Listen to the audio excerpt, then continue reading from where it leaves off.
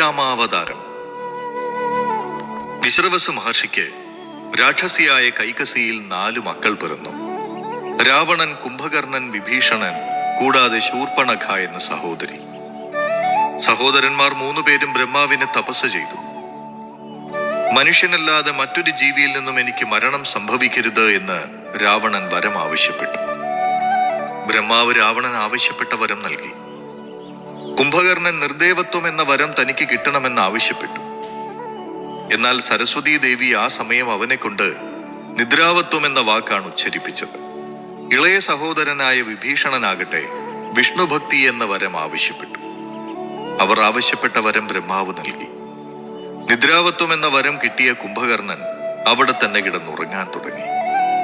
അത് കണ്ട് രാവണൻ വീണ്ടും ബ്രഹ്മാവിനെ തപസ് ചെയ്ത് പ്രത്യക്ഷപ്പെടുത്തി.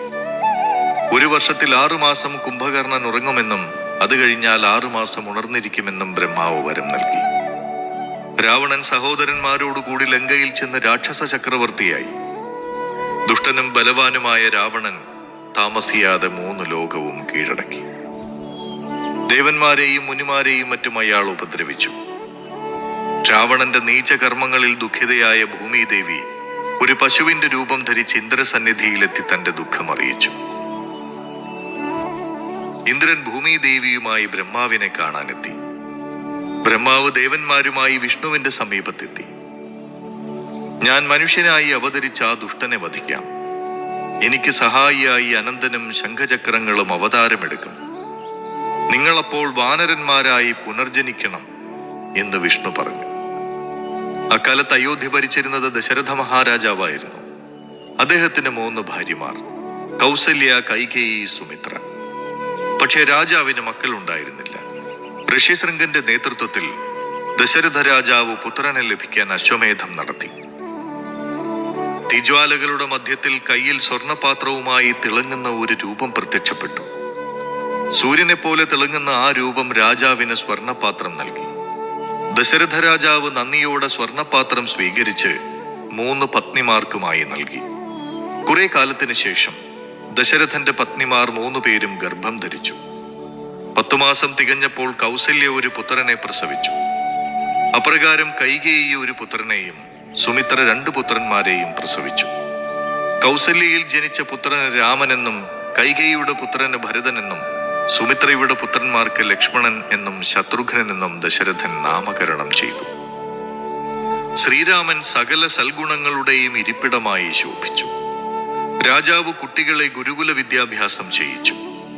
ആയിടയ്ക്ക് ഒരു ദിവസം വിശ്വാമിത്ര മഹർഷി ദശരഥ മഹാരാജാവിന്റെ സമീപത്ത് വന്നു. തന്റെ യാഗരക്ഷയ്ക്കായി അസുരന്മാരെ വധിക്കാൻ രാമനെ കൂട്ടിക്കൊണ്ടുപോകാനാണ് താൻ വന്നതെന്ന് മഹർഷി പറഞ്ഞു. ശ്രീരാമൻ അനുജനായ ലക്ഷ്മണനോടുകൂടി വിശ്വാമിത്ര മഹർഷിക്കൊപ്പം കൊട്ടാരത്തിൽ നിന്ന് പുറപ്പെട്ടു. കാട്ടിൽ ചെന്നപ്പോൾ താടക എന്ന ഒരു രാക്ഷസി അവരെ ഉപദ്രവിക്കാൻ പാഞ്ഞെത്തി.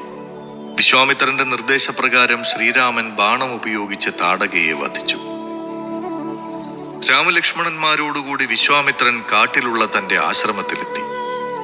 മഹർഷി യാഗം ആരംഭിച്ചു. യാഗം തുടങ്ങി കുറെ കഴിഞ്ഞപ്പോൾ രാക്ഷസന്മാർ ആ യാഗം മുടക്കുവാൻ അവിടെ എത്തി. രാക്ഷസന്മാരിൽ മുമ്പൻ മാരീചൻ എന്ന രാക്ഷസനായിരുന്നു. ശ്രീരാമൻ അസ്ത്രത്താൽ രാക്ഷസന്മാരെ ഓടിച്ചു. ചിലർ ചത്തു. മാരീചനും മറ്റും അവിടെ നിന്നും ഓടിമറഞ്ഞ് രക്ഷപ്പെട്ടു. വിശ്വാമിത്രൻ മുടക്കം കൂടാതെ യാഗം പൂർത്തിയാക്കി. വിശ്വാമിത്രനും രാമലക്ഷ്മണന്മാരും ജനകരാജധാനിയായ മിഥിലയിൽ ചെന്നു. കൊട്ടാരത്തിൽ വിശേഷപ്പെട്ട ഒരു ധനുസ്സുണ്ടായിരുന്നു. ആ വില്ലെടുത്ത് കുലയ്ക്കുന്നവന് മാത്രമേ തന്റെ പുത്രിയായ സീതയെ വിവാഹം ചെയ്തു കൊടുക്കുകയുള്ളൂ എന്ന് ജനക മഹാരാജാവ് ശപഥം ചെയ്തിരുന്നു. ശ്രീരാമൻ ആ വില്ലെടുത്ത് കുലച്ചു. അപ്പോൾ ഒരു വലിയ മുഴക്കത്തോടുകൂടി ആ ധനുസ് 2ആയി ഒടിഞ്ഞു. ജനക മഹാരാജാവ് തന്റെ പുത്രിയായ സീതയെ ശ്രീരാമന് വിവാഹം ചെയ്തു കൊടുക്കുവാൻ നിശ്ചയിച്ചു. കൂടാതെ തന്റെ 2ാമത്തെ പുത്രിയായ ഊർമിളയെ ലക്ഷ്മണനും അനുജന്റെ പുത്രിമാരായ മാണ്ഡവിയെ ഭരതനും ശ്രുതകീർത്തിയെ ശത്രുഘ്നനും വിവാഹം ചെയ്തു കൊടുക്കുവാൻ ആഗ്രഹിച്ചു. വിവരങ്ങൾ അറിഞ്ഞ ദശരഥനും മറ്റും ജനകന്റെ രാജധാനിയിലെത്തി. അടുത്ത ശുഭമുഹൂർത്തത്തിൽ വിവാഹ ചടങ്ങുകൾ പൂർത്തിയായി. പരിവാരങ്ങളോടുകൂടി അവർ അയോധ്യയിലേക്ക് പുറപ്പെട്ടു. പോകുന്ന വഴിയിൽ വെച്ച് പരശുരാമൻ പ്രവേശിച്ച് ശ്രീരാമനെ തടഞ്ഞു നിർത്തി. എന്റെ ബലമേറിയ ഈ വില്ല് നീ കുലയ്ക്കുക, നിനക്കതിന് കഴിയുമോ എന്ന് ഞാൻ നോക്കട്ടെ. പരശുരാമൻ പറഞ്ഞു. ശ്രീരാമൻ ആ വില്ലു വാങ്ങി കുലച്ചു. പരശുരാമൻ ശ്രീരാമനെ അനുഗ്രഹിച്ചു. കുറെ മാസങ്ങൾ കഴിഞ്ഞപ്പോൾ ശ്രീരാമനെ യുവരാജാവായി പട്ടാഭിഷേകം ചെയ്യാൻ ദശരഥൻ നിശ്ചയിച്ചു. അപ്പോൾ കൈകേയിയുടെ ഭൃത്യയായ മന്ധര കൈകേയിയുടെ സമീപത്ത് ചെന്ന് അവളുടെ മനസ്സ് മാറ്റി. ഭരതനെ രാജാവാക്കണം, രാമനെ കാട്ടിലേക്ക് അയക്കണം. കൈകേയി ദശരഥ മഹാരാജാവിനോട് 2 വരങ്ങൾ ആവശ്യപ്പെട്ടു. ദശരഥൻ കൈകേയിയുടെ ആഗ്രഹം നിറവേറ്റുവാൻ ബാധ്യസ്ഥനായി. പിതാവിന്റെ ധർമ്മം നിറവേറ്റാൻ ശ്രീരാമൻ ലക്ഷ്മണനും സീതയ്ക്കുമൊപ്പം കാട്ടിലേക്ക് പുറപ്പെട്ടു. ശ്രീരാമനെ പിരിഞ്ഞ ദുഃഖം നിമിത്തം ദശരഥൻ പ്രാണൻ വെടിഞ്ഞു. വിവരങ്ങൾ അറിഞ്ഞ ഭരതൻ വളരെ സങ്കടപ്പെട്ടു. പിതാവായ ദശരഥന് കർമ്മങ്ങൾ ചെയ്ത ശേഷം ഭരതൻ പരിവാരങ്ങളോടുകൂടി ശ്രീരാമനെ തേടി പുറപ്പെട്ടു. ഭരതൻ രാമനെ കണ്ടെത്തി ആ പാദങ്ങളിൽ വീണു വണങ്ങി. പിതാവിന്റെ മരണവാർത്ത കേട്ട് ശ്രീരാമനും ലക്ഷ്മണനും സീതയും വളരെ ദുഃഖിച്ചു. ഇപ്പോൾ തന്നെ അങ്ങ് രാജധാനിയിലേക്ക് മടങ്ങുക, ഭരതൻ പറഞ്ഞു. ഭരത, നമ്മുടെ പിതാവിന്റെ സത്യമനുസരിച്ച് 14 കൊല്ലം വനവാസം അനുഷ്ഠിച്ചതിന് ശേഷമേ ഞാൻ രാജധാനിയിലേക്ക് മടങ്ങുകയുള്ളൂ. അതുവരെ നീ തന്നെ രാജാവായി വാഴണം, രാമൻ പറഞ്ഞു. ശ്രീരാമന്റെ മെതിയടികളെ പ്രതിനിധിയായി സങ്കല്പിച്ച് 14 കൊല്ലം താൻ രാജ്യം ഭരിക്കാമെന്ന് ഭരതൻ പറഞ്ഞു. ഒരിക്കൽ രാവണന്റെ സഹോദരിയായ ശൂർപ്പണഖ ശ്രീരാമന്റെ സമീപത്ത് വന്ന് തന്നെ പത്നിയായി സ്വീകരിക്കണമെന്ന് ശ്രീരാമനോട് പറഞ്ഞു. ശ്രീരാമൻ അത് നിരസിച്ചു. അപ്പോൾ അവൾ അതേ ആവശ്യം ലക്ഷ്മണനോട് പറഞ്ഞു. ലക്ഷ്മണനും അത് നിരസിച്ചപ്പോൾ അവൾ സീതയെ ഉപദ്രവിക്കുവാൻ ശ്രമിച്ചു. അപ്പോൾ ലക്ഷ്മണൻ ഒരു വാളുകൊണ്ട് ആ രാക്ഷസിയുടെ മൂക്കും മുലയും അരിഞ്ഞു. ശൂർപ്പണഖ ലങ്കയിൽ ചെന്ന് നടന്ന സംഭവം മുഴുവൻ രാവണനോട് പറഞ്ഞു കേൾപ്പിച്ചു. അത് കേട്ടതും സീതയെ മോഷ്ടിച്ചു കൊണ്ടുവരുവാൻ രാവണൻ നിശ്ചയിച്ചു.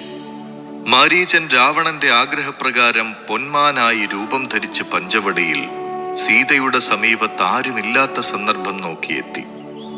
സീത മാനിനെ പിടിച്ചു തരണമെന്ന് പറഞ്ഞപ്പോൾ രാമൻ മാനിന് പിന്നാലെ പോയി. കുറച്ചു കഴിഞ്ഞപ്പോൾ രാമന്റെ കരച്ചിൽ കേട്ടു. രാമൻ ആപത്ത് വന്നു എന്ന് കരുതി സീത ലക്ഷ്മണനെ അവിടേക്ക് അയച്ചു. ഈ സമയം മായാവിയായ രാവണൻ സന്യാസവേഷത്തിൽ അവിടെ എത്തി. സീതയെ രാവണൻ ബലമായി എടുത്ത് വിമാനത്തിൽ കയറ്റി. സീത ഉറക്കെ നിലവിളിച്ചു. ജടായു എന്ന പക്ഷി രാവണനെ എതിർത്തു. രാവണൻ ആ പക്ഷിയെ വെട്ടി വീഴ്ത്തി. മാരീചനെ വധിച്ചു മടങ്ങി വന്ന ശ്രീരാമൻ സീതയെ കാണാതെ വളരെ വിഷാദിച്ചു. മരണാസന്നനായി കിടക്കുന്ന ജടായുവിനെ അവർ കണ്ടു. സീതയെ രാവണൻ മോഷ്ടിച്ചു കൊണ്ടുപോയ വിവരം ജടായു രാമലക്ഷ്മണന്മാരോട് പറയുകയും ജീവൻ വെടിയുകയും ചെയ്തു. രാമലക്ഷ്മണന്മാർ വാനരന്മാരുടെ വാസസ്ഥാനമായ കിഷ്കിന്ധയിലെത്തി. സുഗ്രീവൻ എന്ന വാനര രാജാവിനെ അവർ കണ്ടു. സുഗ്രീവന്റെ ശത്രുവും ജ്യേഷ്ഠനുമായ ബാലിയെ രാമൻ കൊല്ലാമെന്നും സീതയെ കണ്ടെത്താൻ സഹായിക്കാമെന്നുമുള്ള സഖ്യത്തിൽ അവർ എത്തി. ബാലിയെ രാമൻ വധിച്ചു. സുഗ്രീവനെ വാനരന്മാരുടെ രാജാവാക്കി. സുഗ്രീവൻ സീതയെ അന്വേഷിച്ച് കണ്ടുപിടിക്കാൻ വാനരന്മാരെ പല ദിക്കുകളിലേക്കും പറഞ്ഞയച്ചു. ആ വാനരന്മാരിൽ വെച്ച് അതിസമർത്ഥനായ ഹനുമാൻ സമുദ്രം ചാടിക്കടന്ന് ലങ്കയിൽ ചെന്നു. അവിടെ അശോകവനിയിൽ വസിച്ചിരുന്ന സീതയെ കണ്ടെത്തി. ശ്രീരാമൻ നൽകിയ മോതിരം സീതാദേവിയുടെ കയ്യിൽ കൊടുത്ത് ദേവിയുടെ ചൂടാരത്നം ശ്രീരാമന് സമർപ്പിക്കാനായി വാങ്ങി. ലങ്കയിൽ ഉണ്ടായിരുന്ന ഉദ്യാനങ്ങൾ നശിപ്പിച്ചു. അസംഖ്യം രാക്ഷസന്മാരെയും രാവണപുത്രനായ അക്ഷകുമാരനെയും ഹനുമാൻ വധിച്ചു. രാവണന്റെ മറ്റൊരു പുത്രനായ ഇന്ദ്രജിത്ത് ബ്രഹ്മാസ്ത്രം പ്രയോഗിച്ച് ഹനുമാനെ ബന്ധിച്ചു. ഹനുമാന്റെ വാലിൽ തുണി ചുറ്റി തീ കൊളുത്തി. ഹനുമാൻ ലങ്കയിലെ കോട്ടകൾ അഗ്നിക്കിരയാക്കി. സമുദ്രം കടന്ന് ശ്രീരാമന്റെ സമീപത്ത് ചെന്ന ഹനുമാൻ നടന്ന സംഭവങ്ങൾ വിവരിച്ചു. താമസിയാതെ ശ്രീരാമനും ലക്ഷ്മണനും സുഗ്രീവനും വാനര സൈന്യങ്ങളോടുകൂടി സമുദ്രതീരത്തു ചെന്നു. രാവണന്റെ ദുഷ്പ്രവർത്തികൾ മടുത്ത വിഭീഷണൻ ശ്രീരാമനെ ശരണം പ്രാപിച്ചു. അവർ സമുദ്രത്തിൽ ചിറകെട്ടി. ചിറവഴി ലങ്കയിലെത്തി രാക്ഷസന്മാരുമായി യുദ്ധം ചെയ്തു. രാവണന്റെ സൈന്യം നശിച്ചു. രാക്ഷസന്മാരെ ഓരോരുത്തരെയായി രാമലക്ഷ്മണന്മാർ കൊന്നൊടുക്കി. ഇന്ദ്രജിത്തിനെ ലക്ഷ്മണൻ വധിച്ചു. രാവണനെ രാമൻ വധിച്ചു. വിഭീഷണനെ ലങ്കയുടെ അധിപനായി വാഴിച്ച ശേഷം സീതാദേവിയുമായി ശ്രീരാമൻ അയോധ്യയിലേക്ക് തിരിച്ചു. അയോധ്യയിലെത്തിയ ശ്രീരാമന് പട്ടാഭിഷേകം നടത്തി. കുറച്ചു കാലങ്ങൾക്ക് ശേഷം ഒരു അലക്കുകാരന്റെയും പത്നിയുടെയും വഴക്കിന്റെ പേരിൽ രാമൻ സീതയെ കാട്ടിൽ ഉപേക്ഷിച്ചു. വാൽമീകി മഹർഷി സീതയ്ക്ക് അഭയം നൽകി. അവിടെ വെച്ച് സീതയ്ക്ക് മക്കളായ ലവനും കുശനും ജനിച്ചു. ശ്രീരാമൻ നടത്തിയ അശ്വമേധയാഗത്തിന് ശേഷം യാഗാശ്വത്തെ ലക്ഷ്മണൻ പിന്തുടർന്നു. യാഗാശ്വത്തെ ലവകുശന്മാർ ബന്ധിച്ചു. ലക്ഷ്മണൻ അവരുമായി ഏറ്റുമുട്ടി. സീതയുടെയും രാമന്റെയും മക്കളാണ് അവരെന്ന് പിന്നീട് ലക്ഷ്മണൻ അറിഞ്ഞു. കൊട്ടാരത്തിലേക്ക് പോകാൻ സീത അഗ്നിപ്രവേശം ചെയ്യണമെന്ന രാമന്റെ വാക്കുകേട്ട് സീത ഭൂമിക്കടിയിലേക്ക് മറഞ്ഞു. കുട്ടികളുമായി രാമൻ കൊട്ടാരത്തിലെത്തി. കാലങ്ങൾ കഴിഞ്ഞു. ഒരിക്കൽ ഋഷി ദുർവാസാവ് രാമനെ കാണാൻ അയോധ്യയിലെത്തി. ശ്രീരാമൻ രാജ്യകാര്യങ്ങൾ സംസാരിക്കുന്ന തിരക്കിലായതിനാൽ ലക്ഷ്മണൻ മുനിയോട് കാത്തിരിക്കാൻ ആവശ്യപ്പെട്ടു. ദുർവാസാവ് കോപാകുലനാവുകയും അയോധ്യയെ ശപിക്കുമെന്ന് ഭീഷണിപ്പെടുത്തുകയും ചെയ്തു. ലക്ഷ്മണൻ ഭയന്ന് ദുർവാസാവിന്റെ സന്ദർശനത്തെക്കുറിച്ച് രാമനെ അറിയിക്കുവാൻ അകത്തേക്ക് പോയി. അകത്തു വന്ന ലക്ഷ്മണനെ രാമൻ അയോധ്യയിൽ നിന്ന് എന്നേക്കുമായി പുറത്താക്കാൻ തീരുമാനിക്കുകയും എന്നാൽ ലക്ഷ്മണൻ ശ്രീരാമനിൽ നിന്നും അകന്ന് ജീവിക്കാൻ ആഗ്രഹിച്ചതുമില്ല. അവൻ ജലസമാധിയാൽ ജീവിതം അവസാനിപ്പിച്ചു. അതറിഞ്ഞപ്പോൾ രാമൻ തന്റെ രാജ്യം മക്കളായ ലവനെയും കുശനെയും ഏൽപ്പിച്ചു. അതിനുശേഷം അദ്ദേഹം സരയൂ നദിയിൽ തന്റെ ജീവിതം അവസാനിപ്പിച്ച് വൈകുണ്ഠത്തിലേക്ക് മടങ്ങി.